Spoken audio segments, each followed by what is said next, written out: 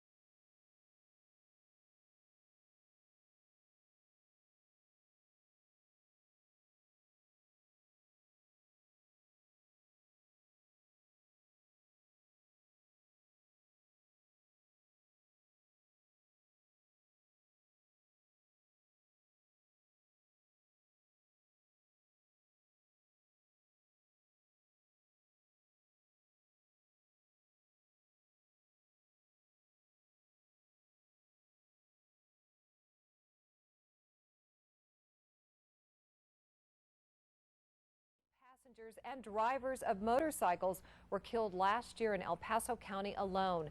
Now with warmer temperatures, more bikers will be out on the roads. As Eric Lufer reports, safety and responsibility are on both the cyclist and the person behind the wheel of a car.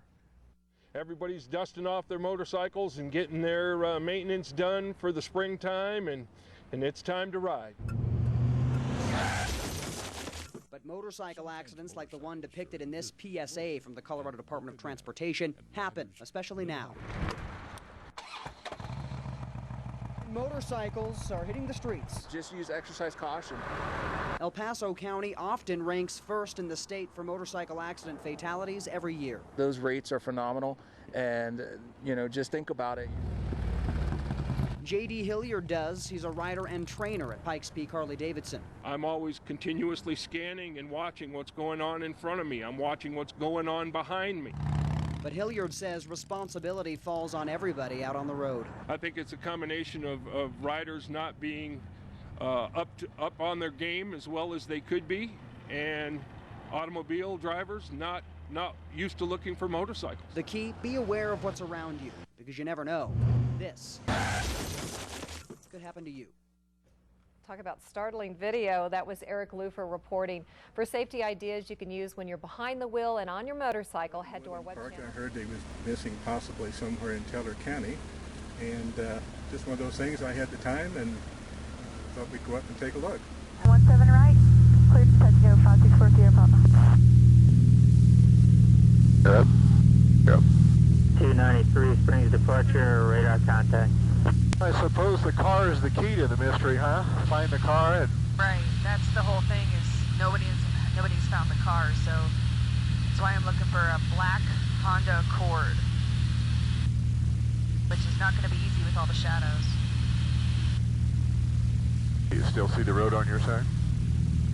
Center cover Lima Springs approach, radar contact, squawk 4622. Well, we fly over that area from time to time, and until we hear something as far as a resolution, we're going to continue looking if we can. As long as there's a chance that you might find somebody, you want to take that chance. While the search started on the ground, it's now taking to the sky. As long as there's a chance that you might find somebody, you want to take that chance. Richard Walker and Terry Poltkin donated their time and plane to help find Jeremy Grease. But it hasn't been an easy search. I suppose the car is the key to the mystery, huh? Find the car and... Right, that's the whole thing, is nobody's found the car, so that's why I'm looking for a black Honda Accord, which is not going to be easy with all the shadows. News of the aerial search is comforting to the Grease family. Oh, that's wonderful. Absolutely wonderful. It's just wonderful. I mean, that's what we need. We need help from people around here. The family says this new tool is a great asset to the search. I don't care how many eyes are looking at the same spot. I can understand. We may have already gone by where the car is. I don't know. We'd appreciate, like Cass says, any and all help to look for Jeremy, because we love him and we miss him.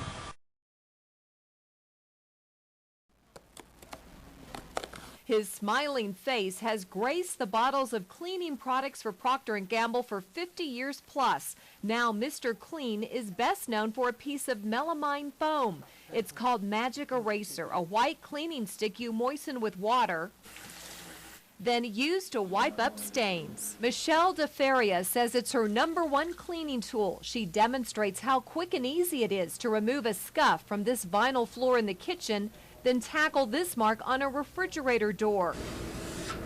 Plus completely eliminate an old stain in a utility room, leaving a drastic contrast on the floor. It also erased this red mark, which has been on the wall for years. Overall, I think it's a great product. I don't like to use a lot of chemicals when I'm cleaning, so I love it that you can just use water. The teachers at Primrose School in Colorado Springs also use Magic Eraser. Tina McKenzie shows us how easily it wipes out what colored markers leave behind. And it obliterates crayon marks. Kids love to color on the tables. We get that good and clean. Paint, anything that the kids are playing with that we can't get off other ways, we use our Magic Erasers. Procter & Gamble says it's heard from thousands of satisfied customers who use the Mr. Clean product every day in their kitchens. One drawback, it starts to crumble after several uses like a pencil eraser. P&G says that's just the way it works. An abrasive built into the eraser simply erodes over time. I'm also told to be sure to go back and wipe whatever surface you've erased to get rid of crumbled chunks. That way they can't be swallowed by a child or pet. Some internet sites claim the foam is dangerous because it's made with formaldehyde, but Procter & Gamble tells me that's not true. Formaldehyde has never been an ingredient in the eraser. I finally found a product that'll remove those annoying stains you get on white leather shoes and kill the scum that builds up on your glass shower doors. But this isn't a miracle eraser. In fact, you should read the directions on the box pretty carefully and note the services it says not to try. That's because in some cases it'll actually take the paint off your wall. Betty Sexton, KKTV 11 News. Snow, cold temperatures, and wind. That's what folks in Divide, about 7 miles west of Woodland Park, are dealing with. It's coming down really good. As quick as it's coming down, Jake Marcus is on top of it, keeping the roads clear. The roads are really slick. I've been slipping and sliding with my plow truck all morning. The road conditions are getting worse in Teller County. Many folks are stocking up on groceries in case they get snowed in. Lisa Powell stopped at the family-owned grocery store in Divide to pick up water and a few other things for her diabetic daughter. You see this and then you think, oh, I think I'll get a few more grapes and a little bit more sugar. She's not alone. I was at a bird seed and the birds come to my house when it snows. Christine Ford lives in Park County and says the weather is even worse by her house. They say it's supposed to go through tomorrow, so by then we could have a couple feet out by our house. It gets pretty bad out there.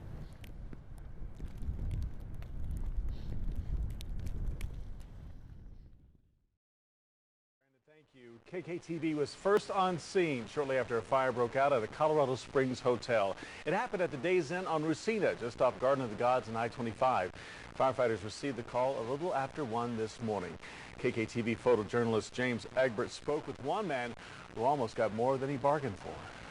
Just after midnight, we received a call from 911 for the Days Inn Hotel. One of the residents walked down to the front desk and notified the on-duty manager that there was smoke up on the second floor in the hotel.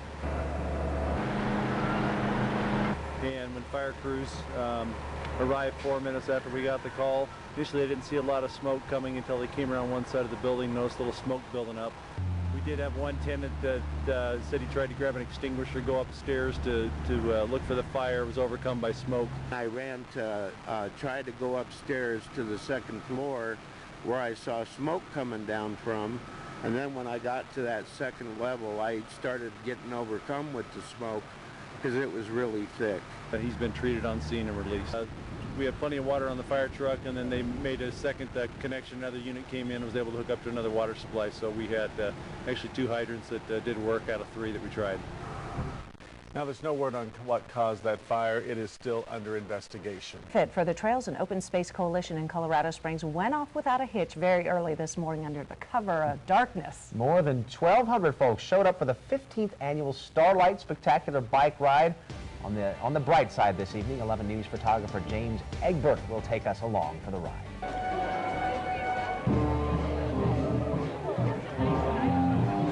This is the 15th annual Starlight Spectacular. It's just a community event. As you were here, you experienced it. It's magic. People just have a great time. It's community getting together to celebrate cycling and to also benefit trails and open space. It is a magical event. Again, I got to experience it today, so that was really exciting. But just to see the camaraderie, the energy, you know, people had a great time. The next entry, the blue shirt ribbon.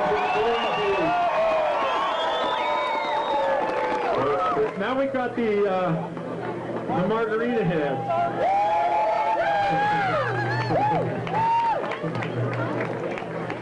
We had a pre-registration count of approximately 1,100, and we had a registration on site of just over 200 and something. Yeah, it's a great ride. The weather turned out much better than we expected with all the rain today. So lots of riders turned out for it. It's great.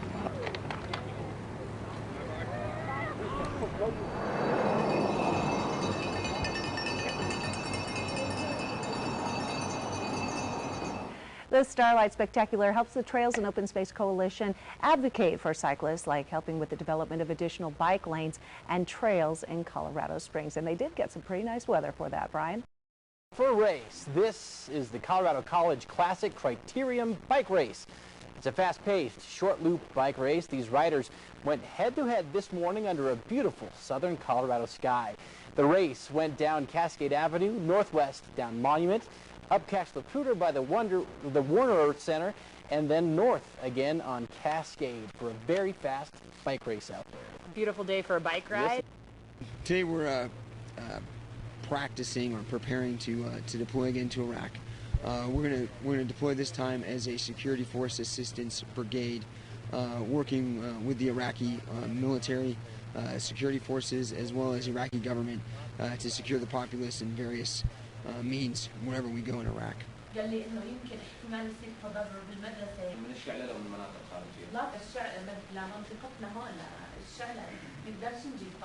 saying that we barely can cover the students. We've got role players that are actual Iraqis, at least Arabic speakers. They're able to portray civic leaders as well as the populace in the town.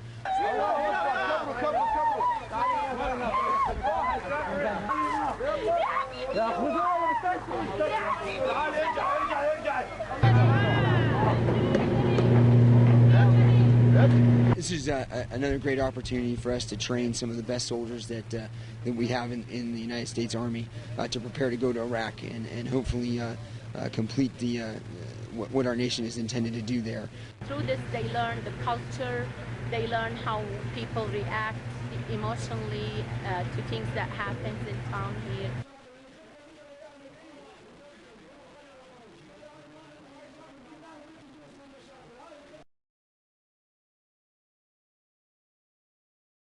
New tonight, investigators are now saying that smoking is to blame for a two-alarm fire that heavily damaged 8 apartments and caused minor damage in several others over the weekend. KKTV 11 News reporter Lori Martin joins us from the Cobblestone Ridge Apartments. That's near Cheyenne Meadows Road on the south side of town. Lori, tonight, some of those apartments are still unlivable. And Shannon, that means that those families are now staying with friends or at hotels here in Colorado Springs. And one of the couples who lives here says had it not been for 2 good Samaritans pounding down their door, they may have not gotten out in time.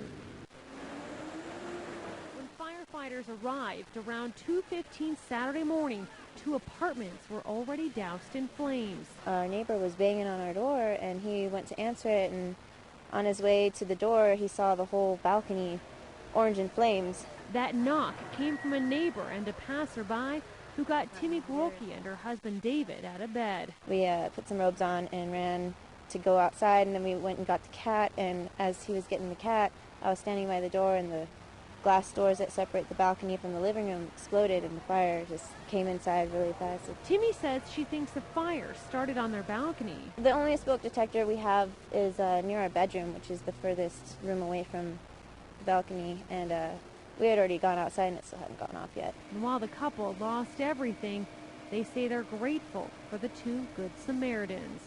We would have been trapped in our bedroom, but we were very lucky.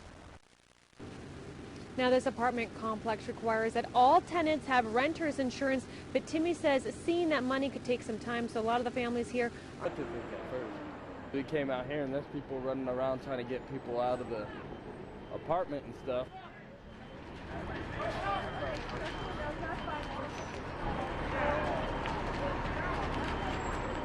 That whole balcony right there is just engulfed in flames. At 2:16 this morning, we received a call for a possible structure fire. They toned out two engine companies and a truck company en route. They upgraded this to a working structure fire just due to the amount of smoke that the first engine company saw when they came up over the hill. Along with that, we sent out a second alarm due to the fact that this is an apartment complex. First engine that got here had a lot of fire coming from the top floor, going up into what looked like the roof at the time. You know, you see something like that, you don't know what to do. I freaked out. There is nobody injured from this at this point in time, Everybody did get out. We do have them over in the clubhouse. They're all going to be displaced, which means they're going to be dealing with the Red Cross, and we're going to try to get them placed for the evening or for the next couple of days. We ended up with 4 engine companies, 2 truck companies as the initial response. We did have the working fire complement, which includes the hazmat team, a heavy rescue, another truck company, and a couple of district chiefs. They got initial reports that everybody was out. In talking to the neighbors and the calling parties, they stated they knocked on all the doors, got everybody out. Everybody's been accounted for except for one individual who they think is not home. People that were in the apartment that's on all burnt up had actually gotten out there in time. The damage is pretty extensive throughout that entire building. Like I say, it's pretty much uninhabitable. The fire itself, basically they'll just want to make sure it's out. And it'll be kind of a wait and see as far as the occupants, whether we can get them back in to gather up some of their belongings.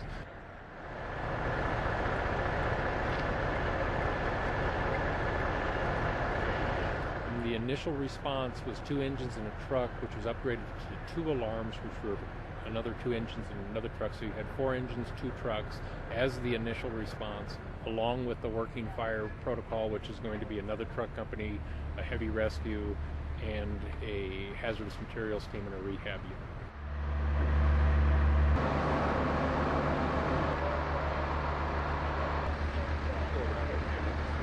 We did have 1 dog in that apartment. That dog has been turned over to the Humane Society. I don't know what the condition of the dog. We'll be working with the Red Cross to get them placed.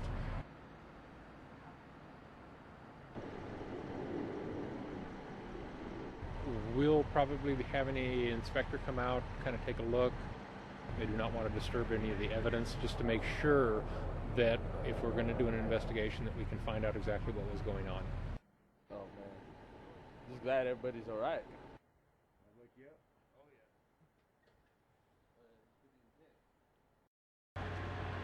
Tonight we're in the process of fighting a fully involved house fire on Milam Road.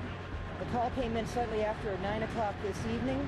The first report came in as the house is on fire, but everyone's out. This is a full response on all the fire departments on the north end of the county tonight. Black Forest is getting help tonight from Falcon Fire Department, Tri-Lakes Monument, Larkspur, Westcott, also from the El Paso County Sheriff's Office, and the rehab service of the Pikes Peak Firefighters Association. This house is just a little over 2 miles from Black Forest Station 1, so we were able to get units out here very quickly. When the first engine was approaching this scene, before they had even reached the scene, they did radio ahead to say that they could see flames and smoke through the trees before they had even arrived. When the first unit arrived on this scene, they reported heavy smoke and flames visible from the backside of the house. All of our mutual aid partners arrived very quickly tonight. We have automatic aid agreements with all of the fire departments here that are our neighbors.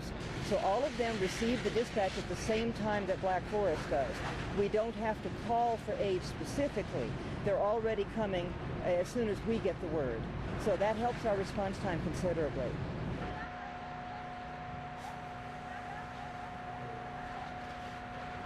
It only took a few minutes to get our tankers, our tenders here on scene to this fire and get water supply established. Out here in northern part of El Paso County, where we do not have fire hydrants, we practice the skills of hauling water to a fire scene. Bringing water and setting up rural water supply is one of the most important things we do, and we emphasize training on those skills. So everybody here, all of our neighboring fire departments, also have the same procedures for setting up this sort of water supply. This is standard procedure for us.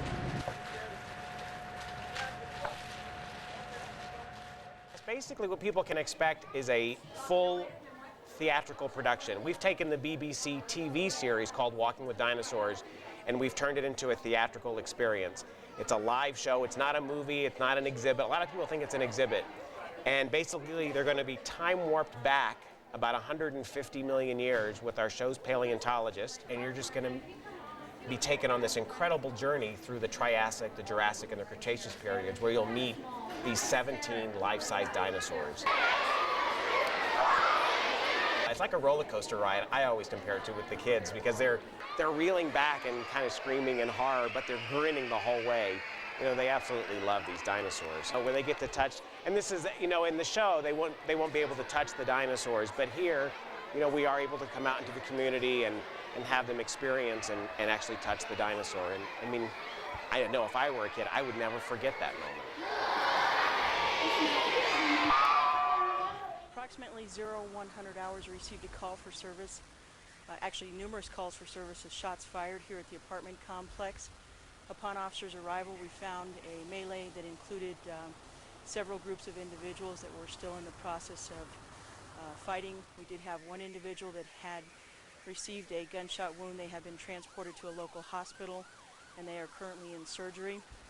A second individual was transported to a local hospital with an unspecified injury. At this time, we are still looking for suspects, and this is still very much an active investigation. There were several vehicles that were seen leaving the scene that possibly contained suspects, and at this time we're still trying to confirm with people that were on scene and finish the interviews with the individuals that are present. Not really sure what started the disturbance. It would be difficult to speculate at this time as to what the precursor was for starting the disturbance.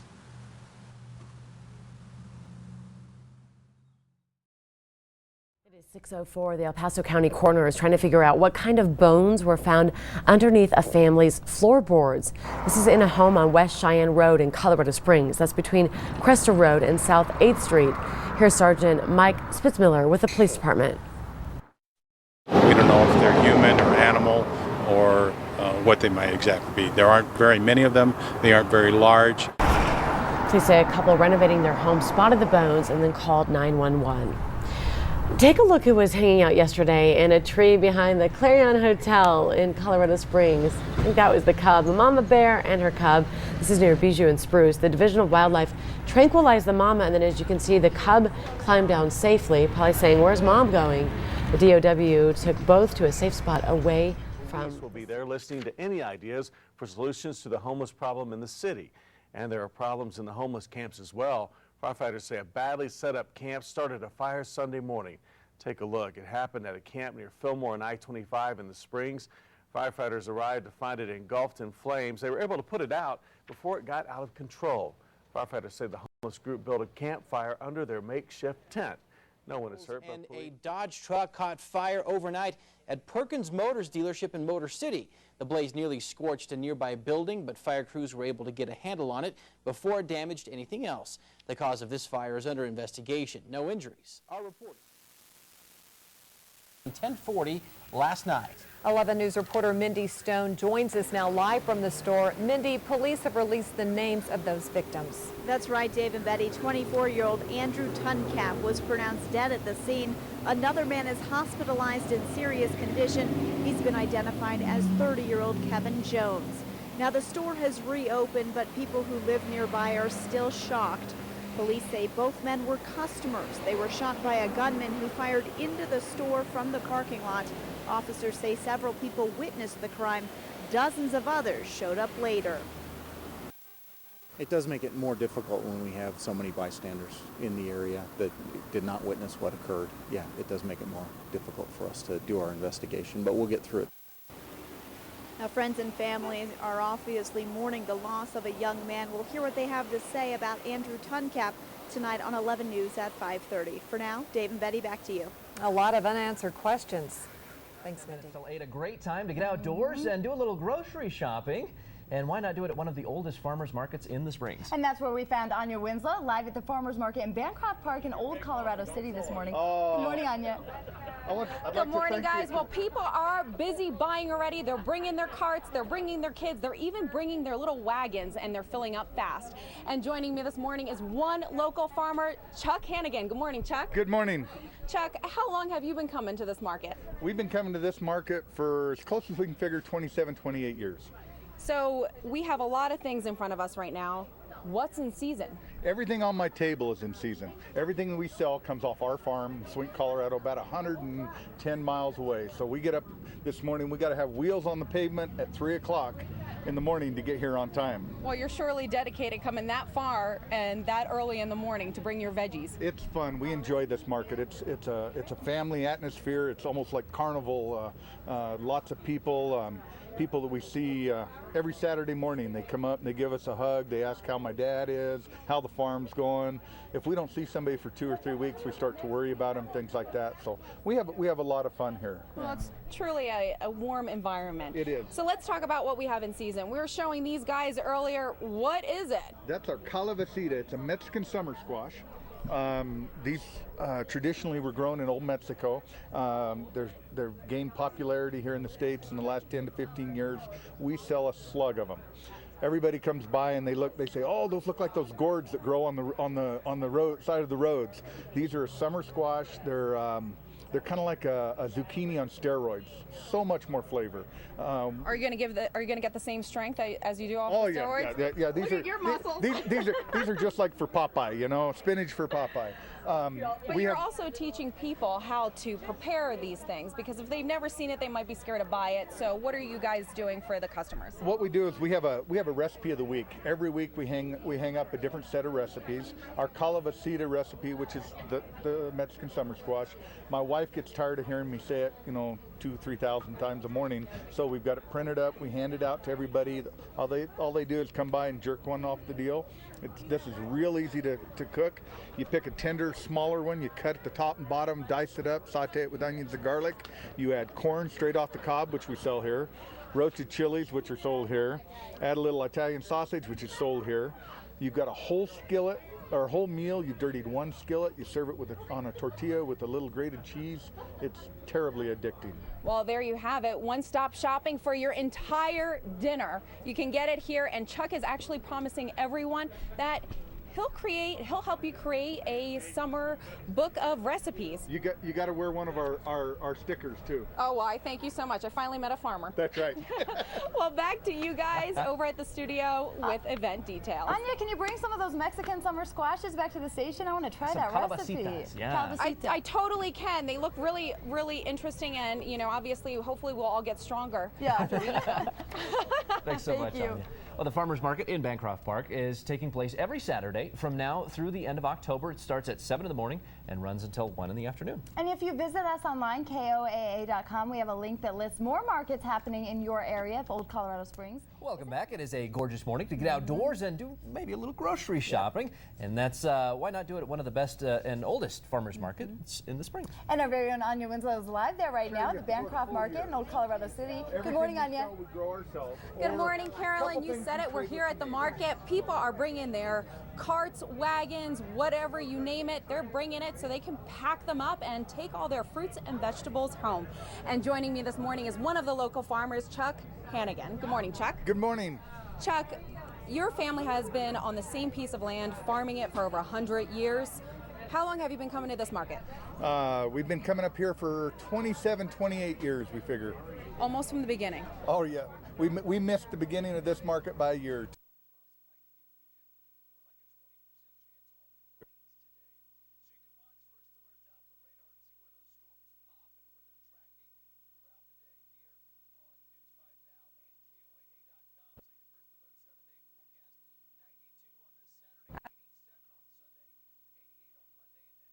That's all right. It's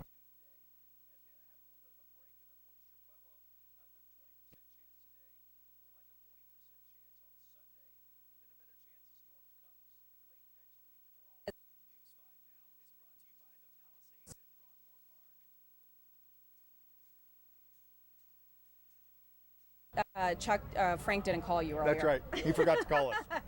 Well, you have some beautiful looking vegetables here. Tell us what we got and what's in season.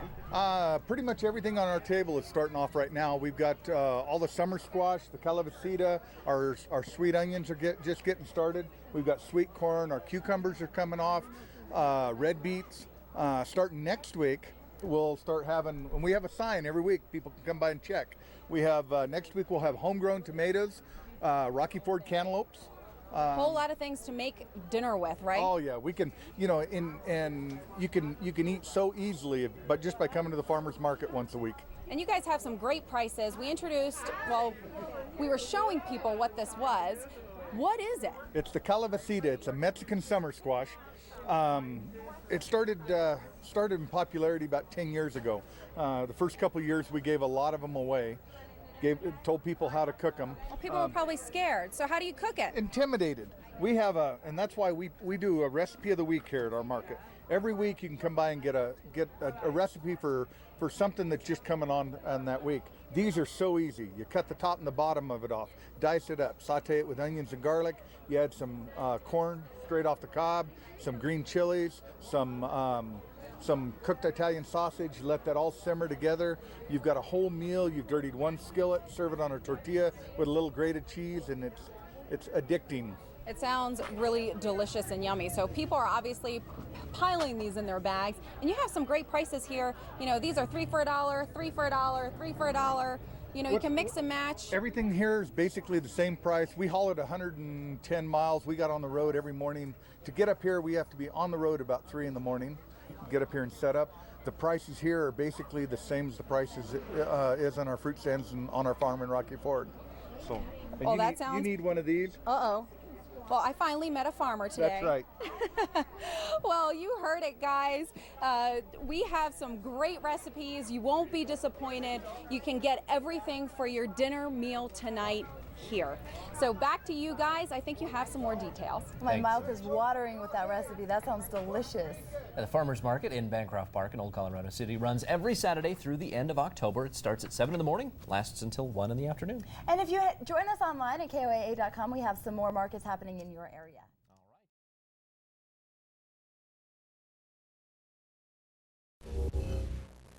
A real-life drama last night could have taken the life of one of TV's most popular reality stars, Dwayne "Dog" Chapman. On the lookout for a suspect, a man who had jumped bond. And when the bounty hunter found him, something bad went down. Listen to this. He tried to shoot us. One shot. We lost him. He was on a high-speed motorcycle. Then we kept on it, went home. We got a call, came back out again. And we literally, Leland ran him down, Leland and Beth. He told me if I wouldn't have been betrayed, you would have never, ever caught me. I think that he's going to pay a lesson right now. You know, it's time to pay the piper, and I believe he's ready. Before we get all the details of last night, have you ever been shot before, Dwayne? Years ago, yes, sir, like over 20 years ago, but of course not lately, no, so that was kind of stunning. Dog and Beth are here to answer this. Will they continue to put their lives on the line for a TV show? They're with us next. We'll have all that at the top of the hour, Larry. Anderson Cooper, 10 Eastern, 7 Pacific. Back with Dwayne "Dog" Chapman, his wife Beth Chapman. They are in Denver. Dwayne "Dog" Chapman says that a fugitive fired a shot at him when the dog was trying to apprehend him. In Colorado Springs last night, authorities later arrested the man. Dog was trying to apprehend him because his bail on an attempted murder charge had been revoked. And, of course, he's the famed bounty hunter, and that's what they do. All right, what happened last night? First, who was the man you were after, Dwayne? He was, what was his name, His name was Hong Nguyen. Hong Nguyen, sir. We first approached him, and when he fired the shot, then he got away from us on a motorcycle, about a 750, I think, Kawasaki. In Colorado and in most states, Larry, anymore, you don't want to pursue these guys in with a vehicle when they're running. We stayed on him 3 or 4 hours later, and we finally tricked someone that knows him to trick him back to a location, and we all got him again. Actually, Leland, my son, and Beth did the actual takedown, but we finally got him 5 hours after the initial meeting, and he's in jail now in Colorado Springs. We had someone with a violent nature. He tried to shoot us. One shot. We lost him. He was on a high-speed motorcycle. Then we kept on it, went home. We got a call, came back out again. And we literally, Leland ran him down,